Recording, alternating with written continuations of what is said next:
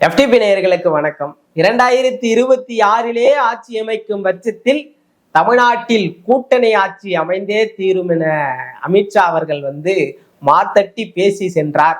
ஆனால் அது பெரிய அளவில் கை கொடுக்காது போல, குறிப்பாக எடப்பாடி பழனிசாமி அவர்களின் தலையில் இடியை இறக்கியது போல செங்கோட்டையன் அவர்களின் கழக குரலானது இன்று அதிமுக தொண்டர்கள் மத்தியிலே பெரிய அளவில் அதிருப்தியை ஏற்படுத்தியிருப்பதாகத்தான் நம்மால் பார்க்க முடிகிறது. ஒரு புறம் செங்கோட்டையன் அவர்களுடைய பேச்சு, இன்னொரு புறம் சசிகலா அவர்களின் லைம்லைட் அரசியல். சசிகலா அம்மையார் அவர்கள் கடந்த பல ஆண்டுகளாகவே அரசியலில் பெரிய அளவில் தன்னுடைய இருப்பை காட்டாமல் இருந்தவர்.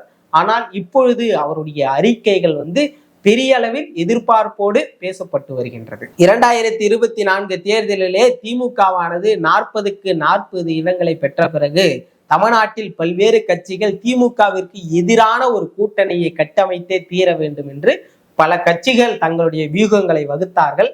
ஆனால் அது பெரிய அளவில் யாருக்கும் கை கொடுக்காத போதிலும் எடப்பாடி பழனிசாமி அவர்கள் கையில் அமித்ஷா அவர்கள் கையை கொடுத்து தூக்கினார். அப்பொழுது எடப்பாடி பழனிசாமி அவர்களுக்கு நாம் தான் மீண்டும் முதலமைச்சராக போகிறோம் என்ற ஒரு கனவு வந்தது. அந்த கனவை தான் இப்பொழுது செங்கோட்டையன் அவர்கள் கலைத்து சென்றிருக்கிறார். அதிமுக பாஜக கூட்டணி திமுகவை எதிர்ப்பதற்கான ஒரு கூட்டணியா, வலிமையான ஒரு கூட்டணியா என்று பார்த்தா நாம் தொடர்ந்து FTP தமிழ் இந்த சேனல்லையே நிறைய கள நிலவரங்களை பார்த்தோம். தமிழ்நாடு முழுக்க இருக்கக்கூடிய 39 மாவட்டங்களுடைய கள நிலவரங்களை பார்க்கும்பொழுது அங்க பல மாவட்டங்கள்ல திமுகவிற்கு ஆதரவு நிலைப்பாடு தான் இருப்பதை நாம பார்த்திருந்தோம். அதை தொடர்ந்து குறிப்பா மதுரை, கன்னியாகுமரி, நெல்லை போன்ற மாவட்டங்கள்ல அதிமுக 4வது இடம் சென்றதையும் நாம பார்த்தோம். அங்கெல்லாம் நாம் தமிழர் தங்களுடைய இம்பாக்டை பெரிய அளவுல கிரியேட் பண்ணியிருக்காங்க. ஸோ இதையெல்லாம் வைத்து பார்க்கும்போது தென் மாவட்டத்தில் தங்களுடைய இருப்பே இல்லாத அளவிற்கு தான் இன்று அதிமுக தன்னுடைய கட்சியை செயல்படுத்தி கொண்டிருப்பதாகத்தான் நம்மால் பார்க்க முடிகிறது. தென் மாவட்டத்தில் தான் அதிமுகவிற்கு வலிமை இல்லைன்னு சொல்றீங்களே, அதுதான் டிடிவி OPS அவர்கள் இருக்கிறாரே அப்படின்னு எடப்பாடி அவர்கள் சூட்சமா சில வேலைகளை பேசி வந்தார். அவர்கள் தான் இருக்கிறார்கள் என்று. ஆனால் OPS அவர்கள் 1 மாதங்களுக்கு முன்பாக அதிரடியாக தேசிய ஜனநாயக கூட்டணியிலிருந்து வெளியேறுகிறார். சில தினங்களுக்கு முன்பாக டிடிவி தினகரன் அவர்களும் வெளியேறுகிறார். ஒருபுறம் தேசிய ஜனநாயக கூட்டணி தான் உடைகிறது, இருந்தாலும் அது அதிமுகவிற்கு பலம் தானே என்று பார்க்கும்போது அதிமுக தென் மாவட்டத்தில் உடைந்தால் என்ன, வட மாவட்டத்தில் நாங்கள் வளமாக இருக்கிறோம் என்று பேசி வந்த நிலையில் கொங்குவில் குறிப்பாக செங்கோட்டையன் அவர்களுடைய பேச்சு, செங்கோட்டையன் ஆதரவு படை, இதை அனைத்தும் பார்க்கும்போது எடப்பாடிக்கு வட மாவட்டத்திலும் தன்னுடைய செல்வாக்கானது குறைந்து கொண்டே வருகிறது என்ற ஒரு பார்வை தமிழ்நாடு மக்களுக்கு மத்தியிலே பெரிய அளவில் வந்திருப்பதாகத்தான் நம்மால் பார்க்க முடியுது. செங்கோட்டையன் அவர்களுடைய பேச்சானது பெரிய அளவுல பரபரப்பை ஏற்படுத்தினாலும் கூட அதனை ஒட்டியே டிடிவி தினகரன் அவர்களுடைய பேச்சை நீங்க கவனிச்சிங்களான்னு தெரியல. அதுல குறிப்பா டிடிவி தினகரன் அவர்கள் குறிப்பிட்டு சொல்றாரு, நான் இந்த கூட்டணியிலிருந்து வெளியேறுவதற்கு ஒரு காரணமாக நயினார் நாகேந்திரன் அவர்களை கூட குறிப்பிட்டு சொல்லலாம் என்ற அளவிற்கு அவர் சொல்றாரு. அண்ணாமலை அவர்களுக்கு அரவணைக்கும் பண்பு இருந்தது. அண்ணாமலை அவர்கள் மாநில தலைவராக இருந்தபோது அவர் எப்படி கூட்டணியில் உள்ள தலைவர்களை அரவணைத்து செல்ல வேண்டும் என்ற ஒரு பண்போடு இருந்தார். ஆனால் அந்த பண்பானது நயினார் நாகேந்திரனுக்கு இல்லை என்ற ஒரு குற்றச்சாட்டை டிடிவி தினகரன் அவர்கள் வைத்திருக்கிறார்.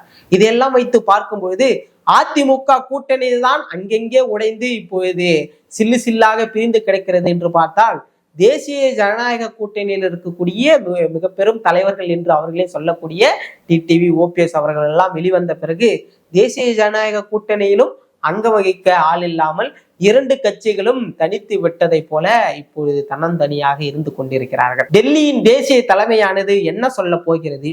பாஜக வலுவிழந்து கொண்டே இருக்கிறது. ஒருபுறம் அதிமுகவும் வலுவிழந்து கொண்டே இருக்கிறது. ஆனால் சசிகலா அம்மையார் அவர்களின் ரீஎன்ட்ரி, அவர் லைம்லைட் அரசியல், அவரின் அறிக்கை, இதையெல்லாம் வைத்து பார்க்கும்பொழுது டிடிவி அவர்களும் சசிகலா அவர்களோடு முரண்பட்டவர் கிடையாது. OPS அவர்களும் சசிகலா அவர்களோடு முரண்பட்டவர் கிடையாது. செங்கோட்டையன் அவர்கள் அண்மையில் சசிகலா அவர்களுடைய தொடர்பு கொண்டு பேசியதாகவும் பல செய்திகளை நம்ம பார்த்தோம். இதையெல்லாம் வைத்து பார்க்கும்போது அதிமுகவை ரீஸ்ட்ரக்சர் பண்ணும் வேளையில் சசிகலா அவர்கள் இறங்கியுள்ளார். அப்பொழுது தேசிய ஜனநாயக கூட்டணி மீண்டும் உருவாக போகிறது. அந்த இடத்தில் எடப்பாடி பழனிசாமியை கை கழுவி விட்டு சசிகலா அவர்களோடு அமித்ஷா அவர்கள் கைகோர்க்க போகிறார் என்ற ஒரு பேச்சுக்களும் அண்மையில வந்து கொண்டிருக்கிறது. ஒருவேளை சசிகலா அமித்ஷா இப்படி இந்த கூட்டணியானது கைகோர்க்கும் பட்சத்தில் அது எந்த அளவுக்கு வாய்ப்பாக இருக்கும் என்று பார்த்தால், குறிப்பாக தென் மாவட்டத்துல சசிகலா, டிடிவி, ஓபிஎஸ்க்கு இருக்கக்கூடிய ஆதரவு அங்கு திமுகவிற்கு ஒரு மிகப்பெரிய ஒரு போட்டியை உருவாக்கக்கூடிய ஒன்றாக இருக்கும். அதே போன்று வட மாவட்டத்துல சசிகலாவுக்கு இருக்கக்கூடிய ஆதரவு பெருவாரியாக இருந்து கொண்டுதான் இருக்கிறது. இன்னொரு புறம் பாமகவானது இன்று வரை தங்களுடைய நிலைப்பாட்டை அவர்கள் சொல்லவே இல்லை. அப்படி இருக்கும்போது கூட அன்புமணி ராமதாஸ் அவர்கள் தான் முழுமையாக அந்த கட்சியை செயல்படுத்தி சென்று கொண்டிருக்கிறார் என்பதையும் நம்மால் பார்க்க முடிகிறது.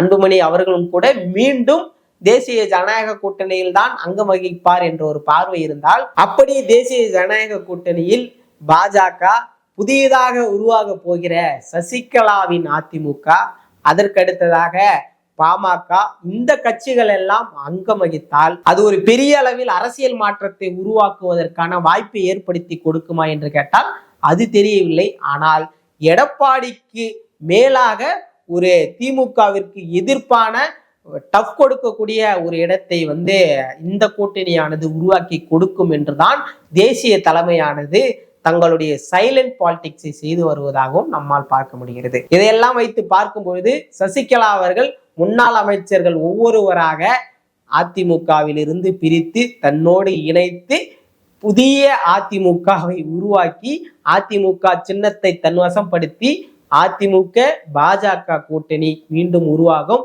ஆனால் அது எடப்பாடியை கழுவி விட்ட ஒரு அதிமுக பாஜக கூட்டணியாக உருவாகும் என்கின்ற ஒரு பார்வையாக இருக்கிறது. அப்படி அதிமுக பாஜக கூட்டணி உருவானாலும் கூட திமுக கூட்டணி வலிமையாக வெற்றி பெறுவதற்கான வாய்ப்பு இருக்கும். இருந்தாலும் அதிமுக பாஜக கூட்டணி 2029 பெரிய அளவுல ஒரு தாக்கத்தை ஏற்படுத்துவதற்கான ஒரு வாய்ப்பு இருப்பதாகவும் பலரும் பேசி வருகின்றனர். அதிமுகவில் இருக்கக்கூடிய சலசலப்பு, பாஜகவில் இருக்கக்கூடிய சலசலப்பு, இது எப்படி பார்க்கறீங்க? எங்க போய் முடியும்னு நினைக்கிறீங்க? ஒருவேளை சசிகலா அவர்கள் மீண்டும் என்ட்ரி ஆனா அது ஒரு ஆரோக்கியமான அரசியலை தான் உருவாக்குமா, இல்ல அது அதிமுக அழிவை நோக்கி செல்வதற்கான ஒரு வாய்ப்பாக இருக்குமா? நீங்க என்ன நினைக்கிறீங்கன்னு மறக்காம கமெண்ட் பண்ணுங்க. நம்ம மேலும் ஒரு காணொளியில சந்திக்கலாம். நன்றி.